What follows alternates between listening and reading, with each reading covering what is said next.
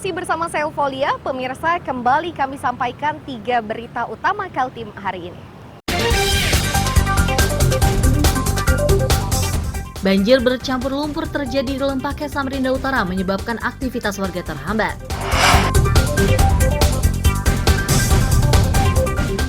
KPU di berbagai daerah di Kaltim disibukkan oleh pendaftaran caleg dari masing-masing parpol peserta pemilu 2024.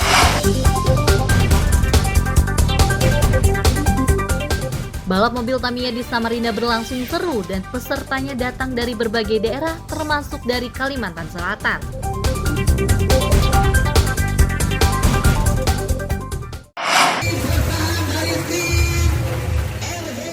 Balap mobil Tamiya di sebuah pusat perbelanjaan di Samarinda pada Minggu sore berlangsung seru. Lombanya sendiri tertuju kepada mobil Mini 4WD. Sedangkan pesertanya berasal dari berbagai komunitas pecinta mobil Tamiya di Kalimantan Timur, termasuk peserta dari Banjarmasin, Kalimantan Selatan.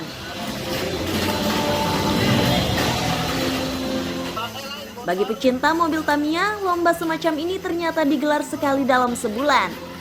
Untuk merangsang pecinta mobil Tamiya, panitia menyediakan hadiah hingga puluhan juta rupiah.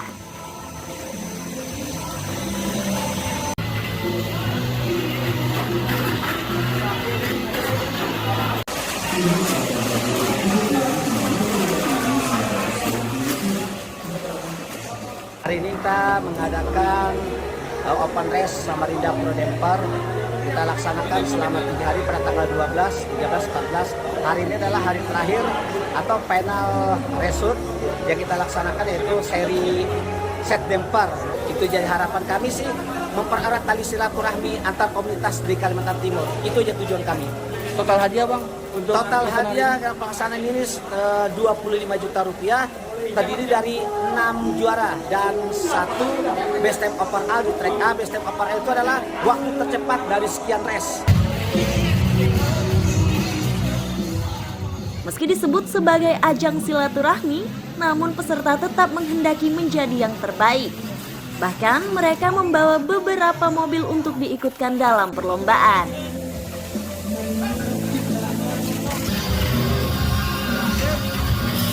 Tujuan saya untuk mengikuti kompetisi ini buat menuhin hobi saya nomor 1. Selain itu juga saya supaya komunitas Mini 4WD di Samarinda ini bisa makin berkembang. Berapa yang diturunkan untuk event kali ini? Di tim kami ini kurang lebih ada 9 orang dengan 9 mobil juga. Target sih juara 1 atau juara 2, pokoknya masuk podium lah.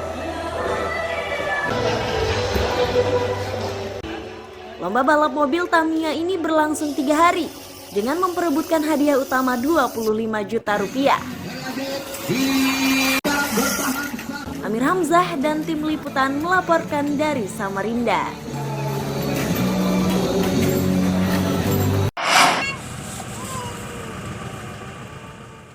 Membawa makanan khusus, Rosalinda warga Perum Alaya, Sungai Pinang ini mendatangi satu demi satu kucing liar di lingkungan Polsek Tas Samarinda.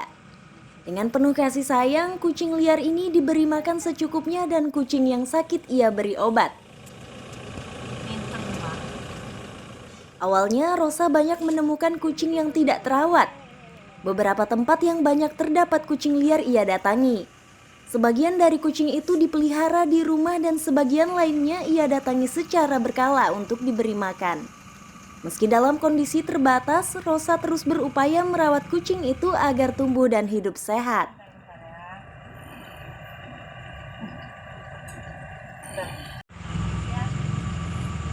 Selainnya tuh saya lihat di jalanan ini banyak yang kucing cari makan, terus banyak orang yang nyakitin kucing juga. Terus akhirnya mau nggak mau saya merescue, bawa mereka ke dokter, dan akhirnya saya tampung di rumah. Kalau di rumah ada berapa bu? Di rumah ada sekitar 25-an. 25 ekor? Ya, kucing rescue semua, cuma sekarang lagi nggak bisa nampung lagi, jadi terpaksa kalau ada yang sakit saya kesini kasih obat itu. Karena selain di Polsek Kota sini, di mana aja tempat ibu untuk memberikan makan ini? biasanya di Gor Sekiri juga. Sekiri. Setiap hari nih? Dulu setiap hari, sekarang baru sendiri seminggu 2 kali karena sudah kewalahan tenaga juga. Oh, gitu ya. Biayanya juga besar. Biaya. Rosa berharap tidak ada warga yang menganiaya kucing. Ia meminta semua warga ikut merawat sebab kucing-kucing tersebut memiliki hak hidup yang sama dengan makhluk lainnya. Amir Hamzah melaporkan dari Samarinda.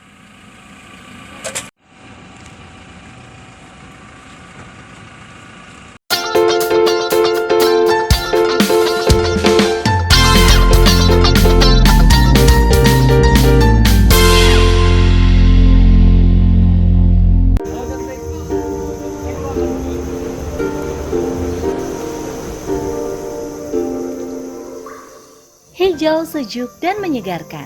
Begitulah suasana di Ekowisata Mangrove Teluk Semanting, Kecamatan Pulau Derawan, Kabupaten Berau. Agar pengunjung bisa berkeliling hutan mangrove, pengelola sudah menyiapkan jembatan terbuat dari kayu ulin yang cukup lebar. Juga disediakan beberapa tempat istirahat dan menginap. Pengelola juga menyiapkan pendopo untuk tempat berteduh saat hujan. Pengunjung yang baru pertama menikmati suasana tersebut mengaku sangat terhibur dan menyukainya.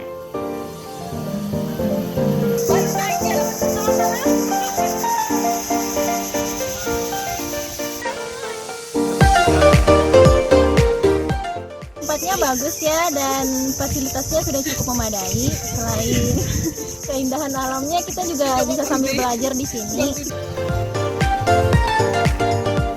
Pengelola Ekowisata Mangrove menyatakan, luas areal objek wisata tersebut lebih dari 200 hektar dan mulai dikelola tahun 2018. Para pengunjung yang beruntung akan bisa menyaksikan koloni bekantan di sekitar areal wisata. Agar objek wisata ini dikelola dengan baik, mereka kini memberlakukan retribusi kepada pengunjung.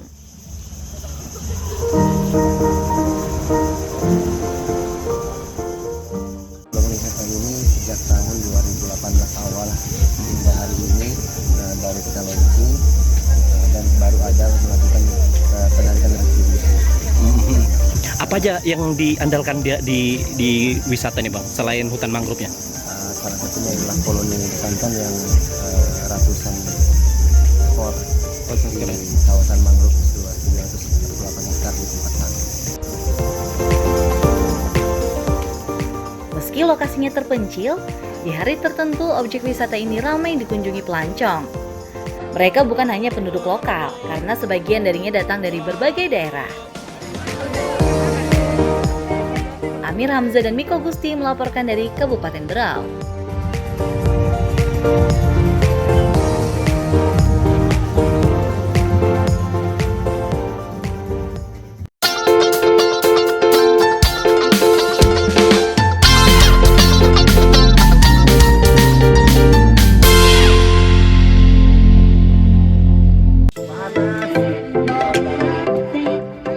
Membawa ember plastik, Suhaibah, penjaga tambak di Dusun Salo Api Muara Badak, Kutai Kartanegara ini pergi mengumpulkan siput di tambak yang airnya sudah mengering.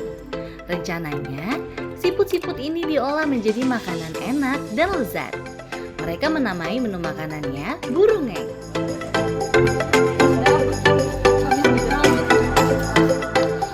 Cara mengolahnya diawali pemisahan cangkang dan daging siput. Selanjutnya, bumbu dapur mulai bawang, cabai, jahe, merica, dan beberapa bumbu lainnya diulek menjadi satu.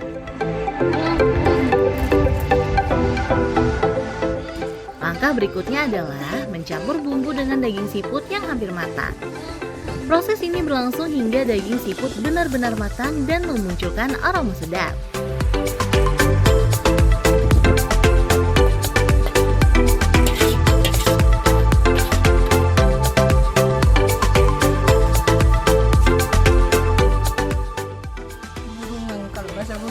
Burungeng ya, burungeng. Ini bahan-bahannya dasarnya dari mana ini Bu? Maksudnya bahan bakunya itu?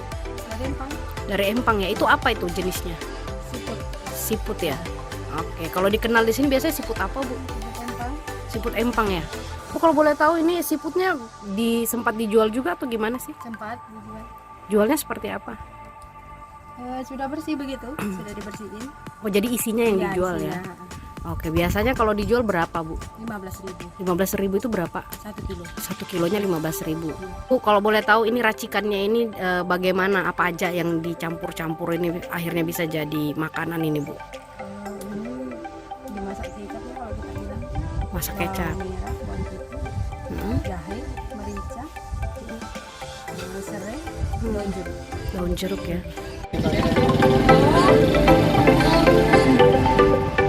Meski proses memasaknya sederhana, ternyata makanan olahan Suhaibah diminati.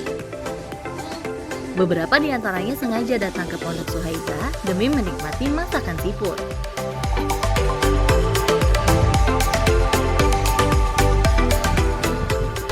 Nah, saya coba sambangi ke sini dan ternyata ibunya ini yang mengolah seafood tersebut, dan ini merupakan seafood dari limbah empang. Sebenarnya bukan limbah yang kotor, tapi limbah dari pengolahan empang yang akan dipersiapkan untuk dipergunakan. Jadi kerang-kerang ini atau seafood-seafood ini akan diolah oleh beliau sebagai masakan dan dijual secara online. Dan kemarin dapat tuh di online Facebook bahwasanya kerang ini diperjualbelikan dalam bentuk mentah ataupun sudah diolah, dalam hal ini dimasak.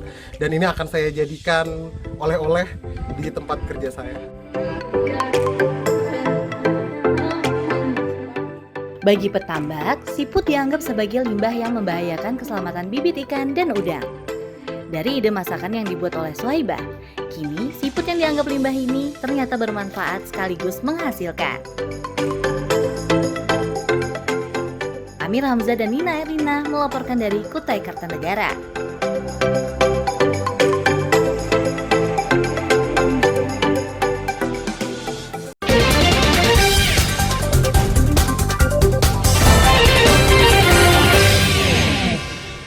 Pemirsa, berita tadi sekaligus menutup perjumpaan kita kali ini.